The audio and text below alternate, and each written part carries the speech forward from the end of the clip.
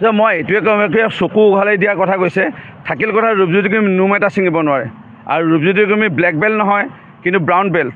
একে ঘুচাই নহয়, কোনোবাই যদি মাৰিব আহে একে ঘুচাই নাক ভাঙি দিম, মুখো ভাঙি দিম, চেপ পল্লি কৰি দিম ইয়াত মাৰি পেলাই। সেইকাৰণে মোৰ লগত লাগি লাভ নাই। থাকিল কথা গিবন আমাৰ হৃদয়ত আছে।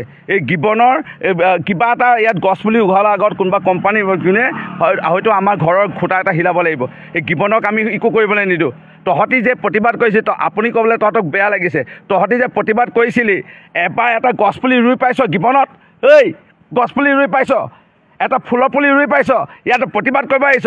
তহঁতৰ যে নেতাসকল আজি ট্ৰেইনিঙত আজি যে ফচিছে, ইয়াৰ পৰা বাচিবৰ কাৰণে এইবোৰ ৰাজনীতি কৰিছ। এটা গছপুলি ৰোৱা নাই, মৰিনী কেইটামান আছে মই দেখিছোঁ। এটাই ফুলৰ পুলি ৰুই পোৱা নাই গিবনত। গিবনত পুখুৰী আছে নাই তহঁতি জান? জীৱ জন্তু পানী খাবৰ কাৰণে আমি পুখুৰী খান্দি পাইছোঁ। এই গিবনত, ইয়াত গিবনত এই গছ আমি ৰুই পাইছোঁ। গিবনক লৈ ৰাজনীতি নকৰিবি। গিবনত একো হ'বলৈ নিদিওঁ আৰু কোনোৱে নিদিয়ে। আৰু তহঁতি ইয়াত ৰাজনীতি কৰিবলৈ নাহিবি, একে ঘুচাই নাক ভাঙি যাব।